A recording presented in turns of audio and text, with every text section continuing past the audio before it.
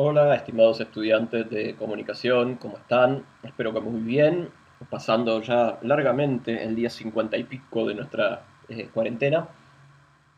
Em, Posiblemente todos ustedes estén más preocupados por el tema de la realización del examen parcial. Em, Habilitamos un link a una carpeta de Google Drive donde todos pueden subir sus trabajos. Si lo suben hoy, perfecto, genial, ideal. Si se les complica por algún problema tecnológico, familiar, los dejó su pareja, perdieron su trabajo, hay una invasión extraterrestre, fueron abducidos o alguna otra eventualidad de las que pueden suceder, bueno, pueden hacerlo en el día de mañana, pueden hacerlo el domingo o pueden hacerlo hasta el lunes. Si eventualmente han tenido, pero ahora sí, hablando en serio, algún problema efectivamente de otra índole, tecnológica, por ejemplo, se quedaron sin computadora, nos avisa o tuvieron algún problema familiar, nos avisan y vemos qué podemos hacer, ¿sí? Pero queda habilitada desde hoy, viernes, hasta el lunes la carpeta del Google Drive para que ustedes suban su examen, ¿sí? Bien, dicho esto, vamos a la recorrida somera. Las profes que me acompañan han hecho un trabajo excelente de punteo del texto de Mancuso, que está muy muy bien, está muy muy completo. Yo entonces lo que quiero hacer un poquito ahora es como contextualizar los desarrollos del autor para que puedan aproximarse a la lectura del texto. Posiblemente muchos van a estar más preocupados, como les decía al inicio, por la realización del examen y recién lean este texto una vez que hayan superado la entrega. Eh, Esto es perfectamente entendible, no estamos esperando que además de entregar el examen parcial hagan una actividad, con lo cual, cosa que propuso Vale, con lo cual yo estuve plenamente de acuerdo, hoy no les vamos a dar ningún tipo de actividad en relación a este texto. Sí les pedimos, por favor, ya que no les damos ningún tipo de actividad, primero que se pongan las pilas con la realización del parcial domiciliario, para el cual han tenido, bueno, entre una semana y 10 días en que lo entreguen el lunes, y a partir del momento de la entrega, poner que lo has entregado mañana sábado, entre el sábado y el viernes de la otra semana, le pegues una leída al texto. No es mucho, ¿no? Es solamente un texto, ver este video, ver el punteo para ahí poder redondear los conceptos. Bien, eh, Mancuso es un autor argentino, importante profesor, pensador, intelectual, que se ha centrado a partir de una firme dedicación, un autor, un lingüista y filósofo ruso llamado Mikhail Bakhtin, a desarrollar, dar cuenta de sus teorías, fundamentalmente de lo que él llama, porque así lo mencionaba Bakhtin, las palabras vivas.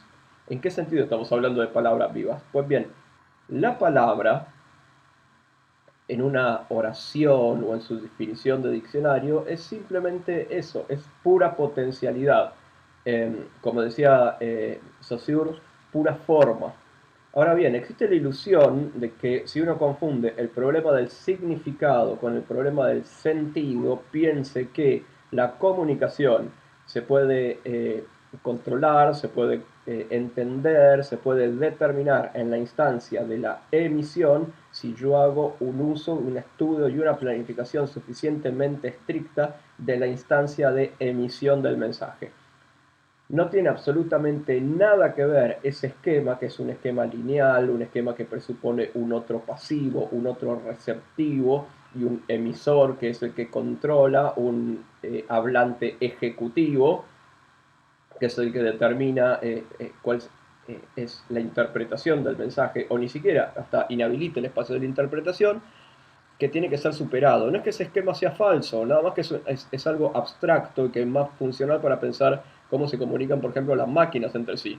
Quiero decir, este esquema de la comunicación que manejaba Ferdinand de Saussure, lingüistas tan serios como Ferdinand de Saussure, que en mi opinión es uno de los pensadores en relación a la teoría del signo fundamentales que todos los diseñadores gráficos debemos conocer, entre otras cosas por su concepto de identidad relacional, que luego posteriormente fue tomado por el estructuralismo o el postestructuralismo francés, Barthes, bueno, y muchos otros autores que ahora no vienen al caso, pero si yo trato de entender la comunicación desde el esquema de Ferdinand de Saussure, ¿sí?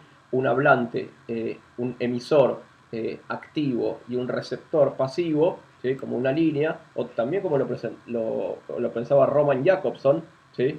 Emisor, mensaje, receptor, código, canal, referente, y eso no tiene absolutamente nada que ver con cómo es la comunicación real. Ahí estamos en una comunicación con palabras muertas, con definiciones de diccionario. Vos viste que si pones un texto en Google Translator, ¿sí? La traducción que te da el traductor automático es cualquier verdura, cualquier verdura. ¿Por qué? Y porque es muy difícil reconstruir qué se quiere decir en el sentido de algo dicho concretamente en un momento determinado. Lo que alguien puede decir tiene que ver mucho con quién es esa persona, de cómo es su ser en el mundo, en qué momento emocional él está hablando, a quién le está hablando, en relación a qué contexto está hablando, quién es el otro, cuál es la relación entre ambos, cómo se comporta emocionalmente, cuál es el tema del que están hablando, cuáles son. Todas esas cosas no son como cosas externas a la comunicación, son constitutivas de la comunicación, ¿sí? Y las palabras vivas, como dice Mancuso refiriendo a Bakhtin, tienen como esta cuestión. Hay algo que no es desagregable de la comunicación, que es justamente lo que se llama la paradoja de la comunicación. Yo veo un cuadro, veo una película, no sé, piensen en la película, no sé si la vieron, Interstellar, es una película, bueno, como bastante extensa de este director, creo que se llama Shyamalan, sí, creo que sí.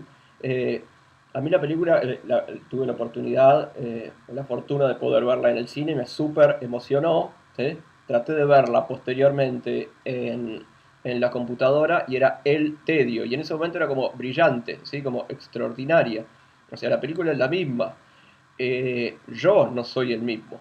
¿Sí? Entonces las cosas te hablan de distinto modo, de acuerdo a quién seas vos, cuál sea tu momento. Pero a lo que va Bastini, que esto es como lo importante, es que uno no tiene que tener esa obsesión por tratar de ser claro, porque nunca realmente se puede ser claro. Siempre todo el tiempo se puede interpretar otra cosa. Hay como un desvío, como una deriva, como un extra, como la palabra viva lo que tiene justamente es que siempre hablar, esto también lo decían otros autores, es como hablar por demás, es como caer en un exceso. El tema es que si yo, en vez de preocuparme por la claridad, ¿sí? Me preocupo por extrañar las formas, ¿esto qué quiere decir? Presentar aquello que estoy diciendo de una forma extrañada, o sea, por el oscurecimiento del mensaje en vez de la claridad del mensaje, eso puede hacer que el mensaje sea mejor recibido. ¿Sí? Recibido en el sentido que más personas puedan poner la mirada en ese mensaje, pueda llegar a efectivamente a generar una acción en el otro.